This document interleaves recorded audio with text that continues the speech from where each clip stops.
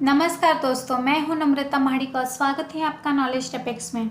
दोस्तों, हम देख रहे हैं माई सीक्वल ट्यूटोरियल और आज की वीडियो में हम जो टॉपिक शुरू कर रहे हैं वो है सीक्वेंसेस।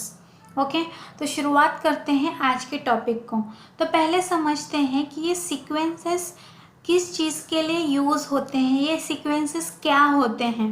ओके, तो sequences used for automatic code generation, used for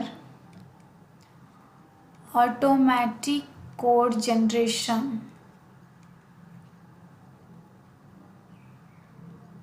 और हम ऐसे भी बोल सकते हैं कि used for automatic number generation।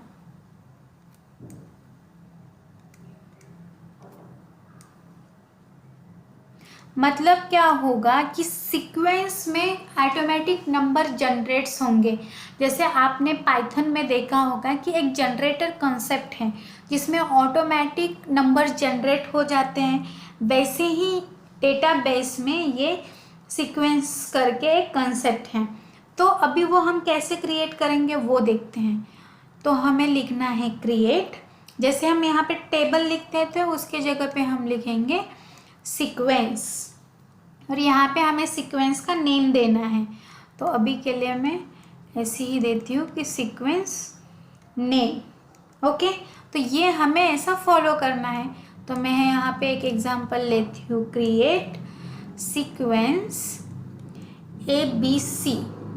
Okay, तो मैंने ये एक लाइन में ये सीक्वेंस क्रिएट किया। अभी मुझे क्या करना है कि एक एम्प्लॉय टेबल में वैल्यूज़ एंटर करनी है, इंसर्ट करनी है, बट जो नंबर मुझे चाहिए वो मैं इस सीक्वेंस से जनरेट करके लूँगी। तो सपोज़ यहाँ पे एक एम्प्लॉय टेबल है, तो मैं ऐसा लिखती हूँ कि insert into EMP then values. अभी मुझे वैल्यूज़ क्या क्या पास करनी है।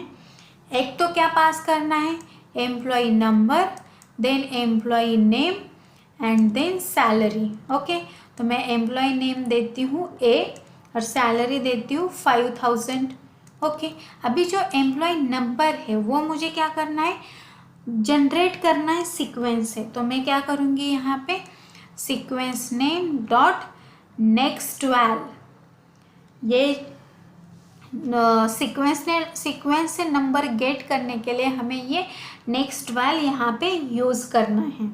ओके, तो अभी देखो यहाँ पे मेरा ABC सीक्वेंस बन गया है। ओके, तो जैसे मैं पहले उस पर कुछ ये A इंसर्ट करती हूँ तो उसकी वैल्यू हो जाएगी 1, राइट। जब मैं A यूज़र के लिए मतलब A एम्प्लॉय के लिए एम्प्लॉय नंबर निकाल रही हूँ तब उसकी वैल्यू है 1। ओके, अब मैं फिर से और एक इंसर्ट करती हूँ, तो इंसर्ट इनटू EMP, ये सब सेम रहेगा। यहाँ पे मैं सिर्फ B करती हूँ और ये सब सेम रहेगा। तो अभी नेक्स्ट स्टेटमेंट में क्या होगा, इसके वैल्यू में यहाँ पे +1 होगा और इसकी वैल्यू मुझे मिल जाएगी 2। तो B एम्प्लॉय के लिए एम्प्लॉय ID होगा 2। ऐसे मैंने 3 किया तो 3 के लिए सेम आएगा और यहाँ पे मैं सिर्फ C करती हूँ। ओके, तो यहाँ पे +1 हो जाएगा, इसकी वैल्यू यहाँ पे 3 हो जाएगी। तो C का जो एम्प्लॉय नंबर है वो 3 हो गया। उसके बाद मैं और एक करती हूँ D के लिए, तो यहाँ पे फिर से +1 होगा और इसकी वैल्यू हो जाएगी 4। ओके, यहाँ तक के समझ में आया। अब मुझे क्या करना है कि इसके बाद में इससे एग्ज़िट होके, ठीक है, मतलब मैं सिस्टम से लॉग आउट ही कर ली कि मैंने यहाँ पे आने के बाद लॉग आउट कर दिया, ठीक है। अब जब मैं नेक्स्ट टाइम आऊँगी और फिर से मैं इंसर्ट क्वेरी लिखूँगी, सेम क्वेरी E के लिए, तब यहाँ पे अभी मुझे क्या वैल्यू मिलेगी, तो यहाँ पे मुझे वैल्यू मिलेगी 4।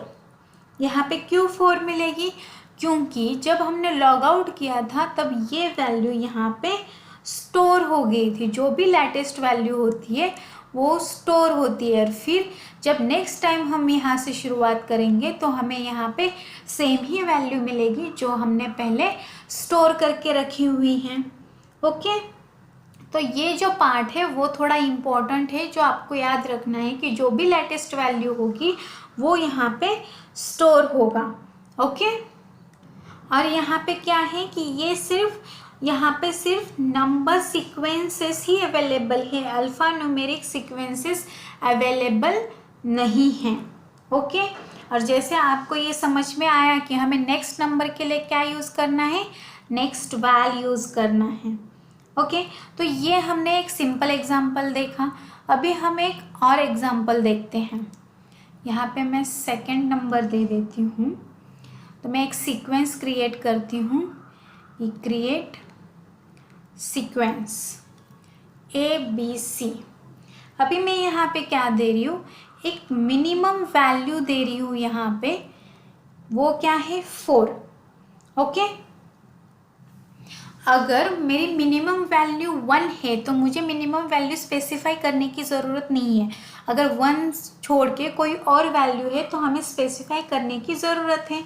और मैंने यहाँ पे दिया कि मेरी मैक्सिमम जो वैल्यू है वो है 1000। ओके, तो अभी यहाँ पे क्या होगा कि 4 से लेके 1000 तक के वैल्यूज़ हम यहाँ पे जनरेट कर सकते हैं। ओके, मतलब अगर हम सिर्फ इतना ही देंगे ना तो ये एरर ही देता है। तो इसके लिए हमें यहाँ पे क्या करना पड़ता है, यहाँ पे साइकिल लिखना पड़ता है और ये सेमीकोलन आएगा यहाँ पे। तो वो क्या करेगा, 4 से लेके 1000 तक के नंबर्स हमें जनरेट करके देगा 1 by 1, और वो हम गेट करेंगे abc.nextVal।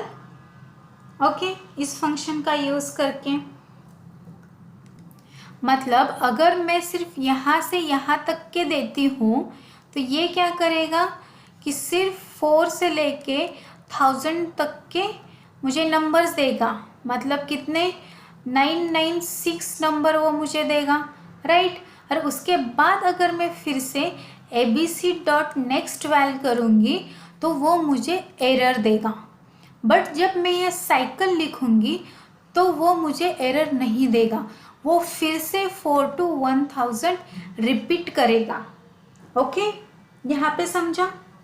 ऐसे ही हम और एक एग्जांपल देखते हैं कि हम कर सकते हैं कि क्रिएट सीक्वेंस ABC, जिसमें मिनिमम वैल्यू है हमारी 1, देन हमारी मैक्स वैल्यू है 1000, देन हमारा जो स्टार्ट है वो होगा स्टार्ट विथ 4, और हम साइकिल के लिए यूज़ करेंगे साइकिल।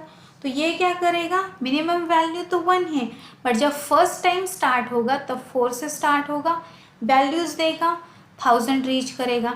और नेक्स्ट टाइम जब स्टार्ट होगा तो 1 to 3 से स्टार्ट होगा।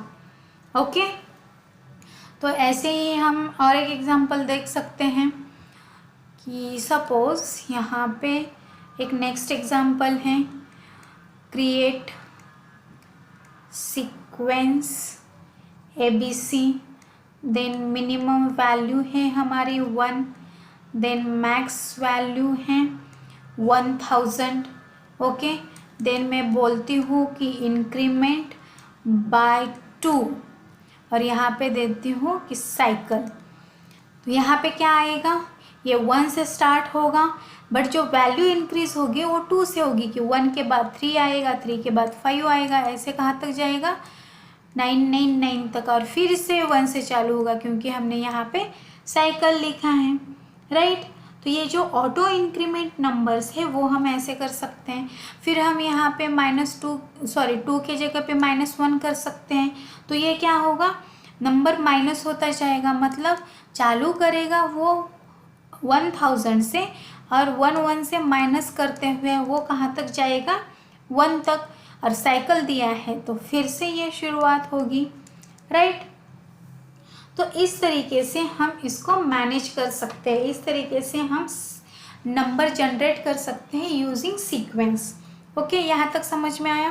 तो दोस्तों अगर आपको ये वीडियो पसंद आया हो तो लाइक शेयर एंड सब्सक्राइब कीजिए। Thank you.